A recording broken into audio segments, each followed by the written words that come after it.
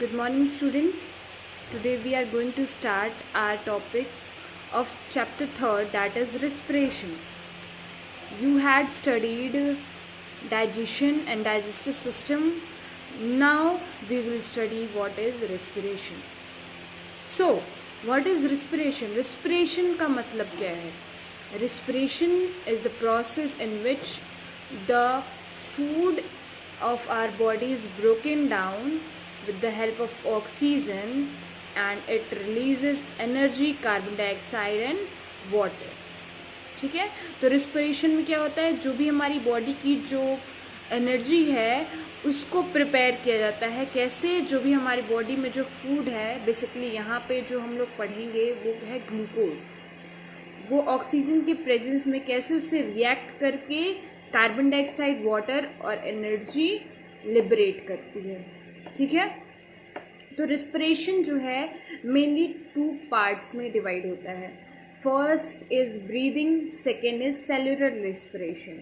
Breathing को हम लोग एक्सटर्नल रिस्पिरेशन भी कहते हैं, क्योंकि ये मैकेनिज्म जो होता है, ये जो प्रोसेस होता है वो एक्सटर्नली होता है. मीन्स ब्रीदिंग में क्या होता है, हम ऑक्सीजन को अपनी बॉडी के अंदर लेते हैं, that is intake of oxygen और इनहेलेशन ऑफ ऑक्सीजन, और कार्बन डाइऑक्साइड को हम लोग बाहर निकालते हैं, डैट इज़ इसको एक्सहेल करते हैं. ठीक है, तो बस इसमें क्या करते हैं, ऑक्सीजन को अंदर लेते हैं और कार्बन डाइऑक्साइड को बाहर निकालते हैं. मतलब हम लोग ऐसे एयर को लेते हैं जिसमें कि ऑक्सीजन का कंसंट्रेशन बहुत ज़्यादा होता है और कार्बन डाइऑक्साइड अपनी बॉडी से रिलीज़ करते हैं. तो रिस्पिरेशन के इस पार्ट को कहते हैं ब्रीदिंग. सेलुलर रिस्पिरेशन में क्या होता है, रिएक्शन होता है हमारी बॉडी के अंदर, जिसमें ये जो ऑक्सीजन हमारी बॉडी में चला गया है by the process of breathing, अब वो कैसे हमारी बॉडी में रिएक्शन करके एनर्जी का प्रोडक्शन करेगा, कैसे हमारे सेल्स में एनर्जी का प्रोडक्शन करेगा. इसीलिए इसका नाम क्या होता है, सेलुलर रिस्पिरेशन. ओके, ये जो रिएक्शन है, ये रिएक्शन है, this is the reaction of respiration. Here you can see this is glucose of our body which react with oxygen, जो कि ऑक्सीजन के प्रेजेंस में, ये वही ऑक्सीजन जो हमारी बॉडी ने इनहेल किया, उससे रिएक्ट करके क्या बना रहा है, कार्बन डाइऑक्साइड, वाटर और एनर्जी. ये एनर्जी कहाँ सिंथेसाइज होती है, हमारी सेल्स के अंदर. तो ये एक तरीके का कैसा रिएक्शन है, सेलुलर रिस्पिरेशन का रिएक्शन है, जिसमें ये जो कार्बन, जो ये ऑक्सीजन है वो कैसे आया है, by the process of breathing. Okay, अब बात करते हैं रिस्पिरेशन है. तो रिस्पिरेशन एक पर्टिकुलर सिस्टम परफॉर्म करेगा. So this respiration is perform by the particular system that is known as respiratory system. ठीक है, हमारी बॉडी का जो रिस्पिरेटरी सिस्टम होता है वो परफॉर्म करता है इस प्रोसेस को, जिसका नाम है रिस्पिरेशन. ठीक है, रिस्पिरेटरी सिस्टम के कुछ पार्ट्स हैं, जिसमें जो रिस्पिरेटरी सिस्टम का मेन पार्ट जो होता है वो होता है लंग. जो हमारे लंग्स होते हैं वो रिस्पिरेटरी सिस्टम का मेन पार्ट होता है, और बाकी ये सारे एसेसरी पार्ट होते हैं. मीन्स ये रिस्पिरेशन कराने में हेल्प कराते हैं, जो कि कौन कौन से हैं, these are nostril, nasal cavity, pharynx, larynx, trachea, bronchi. Okay, these are the organ which help in respiration, and the main organ of respiration is lungs. Here you can see a diagram. Okay, this is nose, this is nose. So the opening of nose is known as nostril. Okay, and inside the nostril a cavity is known as nasal cavity.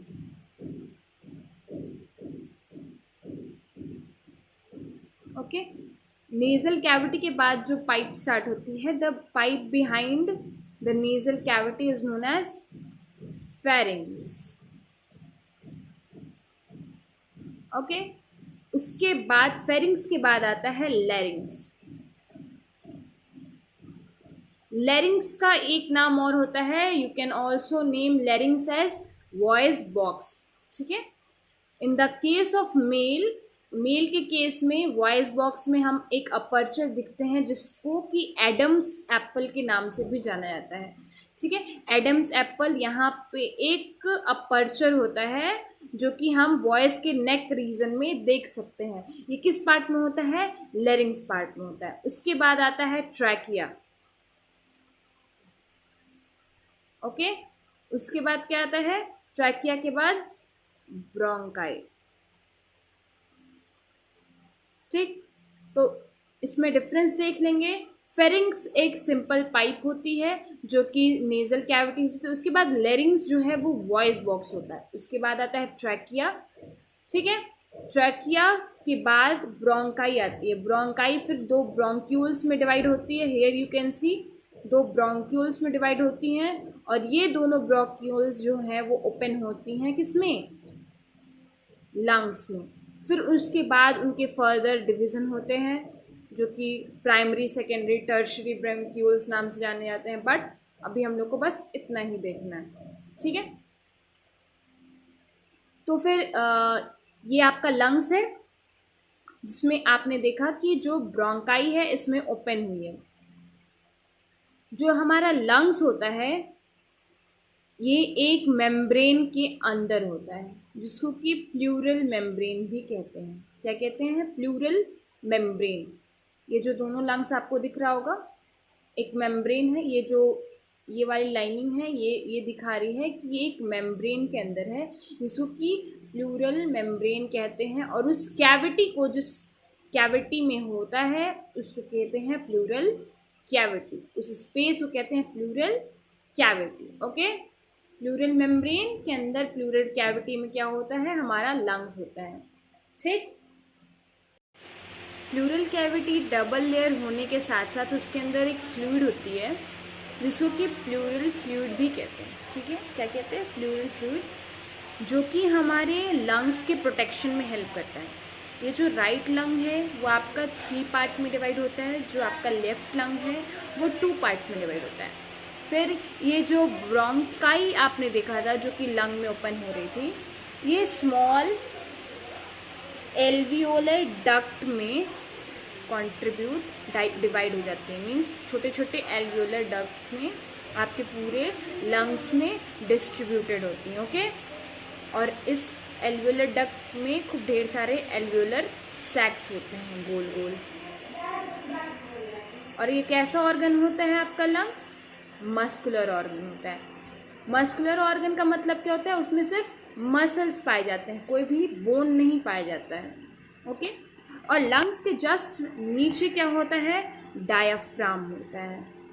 क्या होता है? Diaphragm. ये जो डोम like structure आपको दिख रहा है इसको क्या बोलते हैं? डायाफ्राम। डायाफ्राम के ऊपर क्या होता है? लंग्स। अब यही डायाफ्राम जब आप नेज़ल कैविटी से नॉस्ट्रिल के थ्रू अब ऑक्सीजन आपके नोज़ के अंदर गई, फिर वो कहाँ गई? नेज़ल कैविटी में, उसके बाद फेरिंग्स में, फिर लैरिंग्स, ट्रैकिया, फिर ब्रोंकाइस से होते होते एयर सैक्स में गई। एयर सैक्स कहाँ होते हैं? एल्वियोलर डक्ट्स के एंडिंग पे। फिर एल्वियोलर सैक्स के जब अंदर गई तो वो सारे सैक्स क्या होंगे? स्वेल अप हो जाएंगे क्योंकि उनके अंदर ऑक्सीजन आ गई, एयर आ गई। तो फिर ये लंग्स भी थोड़े से फूल जाएंगे, स्वेल अप कर जाएंगे, ओके, एक्सपैंड कर जाएंगे, जिसकी वजह से ये जो डायाफ्राम है थोड़ा सा नीचे की तरफ शिफ्ट हो जाएगा, ओके। बट फिर जब ये ब्रीद आउट करेंगे हम लोग, जब एयर को अपने बॉडी से निकालेंगे तो फिर ये कैसे शेप में आ जाएगा? फिर से ये ऐसे ही शेप में आ जाएगा, ओके। तो ये ब्रीदिंग मैकेनिज्म था कि कैसे ब्रीदिंग आपके लंग्स में हो रही है।